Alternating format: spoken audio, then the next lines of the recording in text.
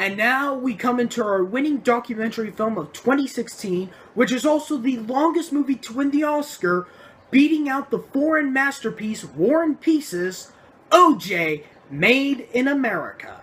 This film is directed by Ezra Edelman, and this ESPN documentary movie miniseries, 30 for 30, looks on 5 different parts on the big life of O.J. Simpson.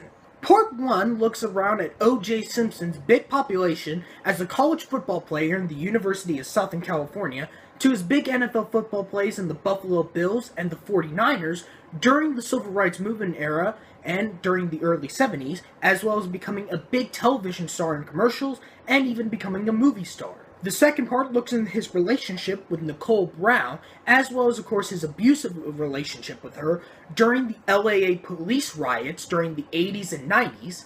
The third part looks at Nicole and Ron Goldman's murdering, as well as the big police chase with O.J. Simpson.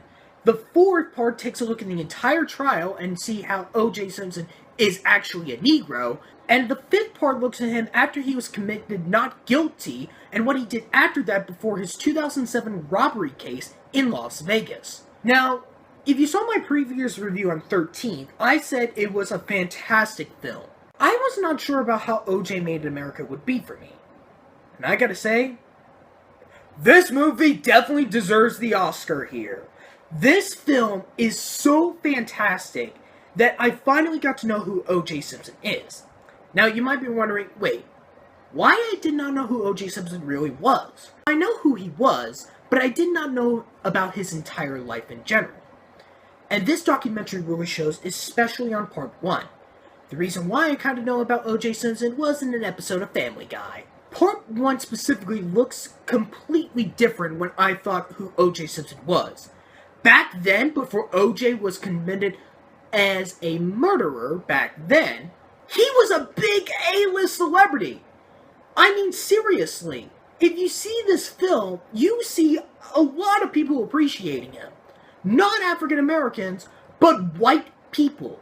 And like I said, this is taking place during the Civil Rights Movement era of his population. And all the white people don't see him as a Negro, they see him as a person like them. And that really surprises me on how who O.J. Simpson was back then. He's like Bob Hope for the African American things. Coincidentally, he did meet Bob Hope, as you could see in one of the clips in the film. Like, he's a big celebrity, like one of the greatest celebrities that you would ever meet back then, next to people like Bob Hope, Frank Sinatra, etc. But as you can see, a lot of African Americans don't see what O.J. is feeling like, but all the others do. And that's when the big murder thing comes in. Now, I guaranteed a large majority of you had saw the big Emmy-winning acclaimed miniseries, The People vs. O.J. Simpson, American Crime Story, which was also released in the same year as O.J. Made in America. Even though it's a TV miniseries, this is a movie miniseries. And how the relationship with him and Nicole is very interesting, especially some of those phone calls you hear, and with the amount of interviews from the members of the Brown and Goldman family to his close friends.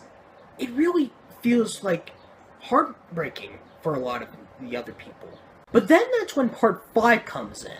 And after he was evicted not guilty, when I saw a clip in the early 2000s, he was kind of a celebrity still back then.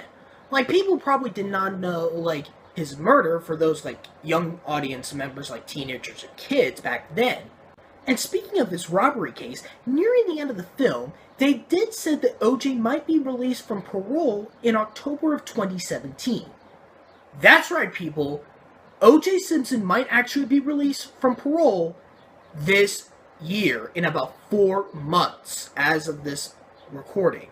All I gotta say is, go watch this film. Now, of course, the biggest thing is ridiculously long. It's like over 8 hours, which is a total of 463 minutes. But it does have 5 parts individually, so you can just see one part one day, part 2 the other day, part 3, part 4, and part 5, and you're clearly healed instead of watching the entire thing. Now, if you're a person who really wants to know who O.J. Simpson was back then, and how he went through from being an A-list celebrity to a potential murderer to him today, this is an absolute must-watch.